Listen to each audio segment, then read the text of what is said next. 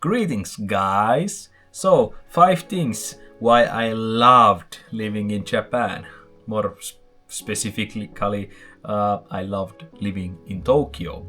And I know, my last video was about why I hated living in Japan, but it's YouTube, you need to have a little bit controversial topic here, and like the title needs to be a little bit spicy. And it really seemed that some nasty weeaboos and other basement dwellers got a little bit upset of my completely reasonable topics and completely reasonable reasons why sometimes the life there was miserable. But either way, let the haters hate and salty boys be salty. Either way, why I loved living in Japan? Well, first of all, obviously it's the convenience store culture, the convenience and all the stuff. In general, the stuff that they have in those places there are, and those are open like 24/7. So if you need something 3 a.m., then you just go there and get that. So life is convenient. It's just amazing. Like they have hot foods, hot drinks, cold foods, cold drinks, toothpastes, underwear, deodorant. I don't even know. They have like all kind of things. You can pay your bills in there, and you can withdraw some cash, and you can do this and that, and pay your. I don't know. I paid some kind of insurance there, I guess. So it's like, yeah. And have a copies. They have a copy, and maybe even some places have some fax machines. I don't know. But shit, man. But they are really convenient. That's like it's in the name, like convenience store, and it's fucking convenient. Yeah. Well, it still amazes me that kind of culture, and it's not just Japan. It's like, I guess all over the Asia, it's like that. But the Japan is king when it comes to something like this. And maybe the next thing is like I was living in Tokyo, so all the somewhat like attractions, I don't know if I could say something like that, but something that is so different from Europe, all the arcades and other kind of like crazy amusement things, and all the small shops and whatever, like it was really interesting, and it was really different what I have been used in Europe. So that kind of things is like it's really refreshing when you are like living there. Yeah, okay, you can go and try this kind of new thing, and then let's try this kind of small cafe. Like they'll have those like concept cafes, all kind of maid cafes and weird shit like that.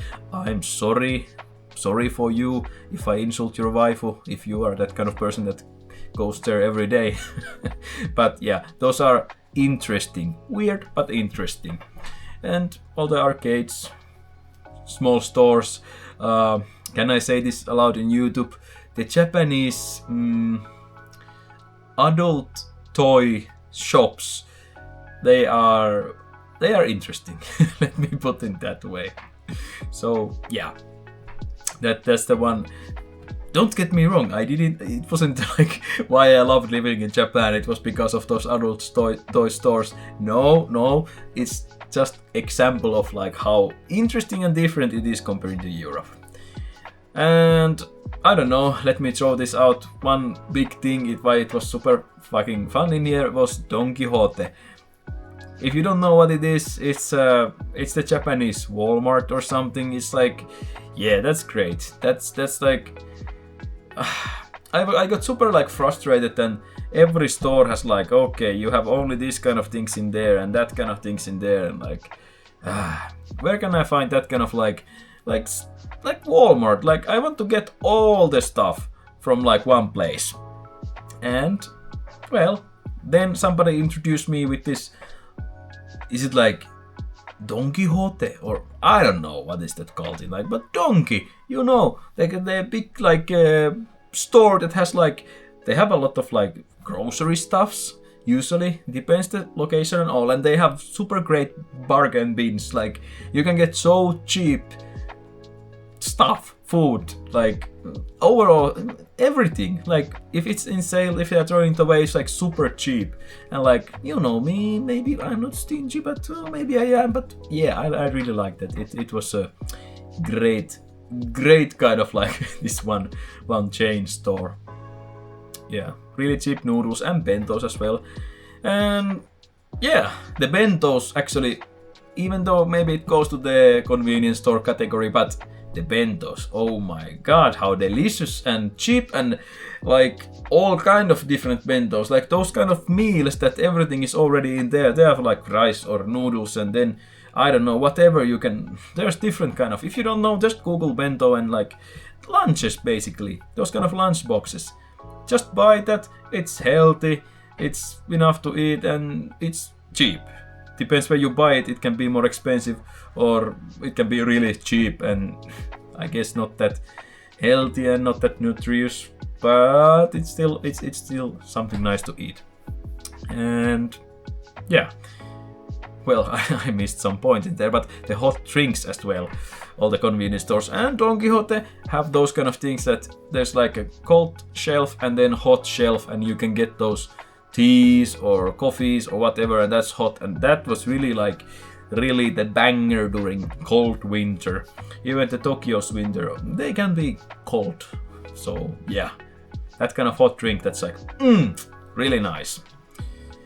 And well, the next reason why I really loved living in there was, well, in Japanese culture, I guess, at least what I have witnessed or in my experience, those clear instructions and things, like they have like some things and you need to follow these like exactly like that, and they like, I don't know, I guess there's that kind of culture that they try to avoid to embarrass other people or like let them feel embarrassed or something like that. So that's why they put those kind of like clear instructions. Usually some places that there might be like some misunderstanding or like not clear how to do something. So yeah, and I really enjoyed those kind of things. And yeah, that's kind of thing that following the rules, it really hits my autistic mind sometimes. It's really nice. At least then I don't need to do like, oh my, what to do and here and there. Sometimes it's like, I don't know, but usually if it's something new, it's really easy to get in there. However, if it's like deeply drained, like I don't know, like visiting onsen or like some sendos, those like Japanese bathhouses or something like that. It's because it's like everybody there knows how to do that, so that's why maybe there isn't that kind of clear rules and or clear instructions how to do that. But as a foreigner, that wasn't too difficult for me. But yeah, and those instructions would be much more usable and easier if they would be English or using images or something, not just those fucking kanjis and nobody has time to like learn all that, those thousands and thousands.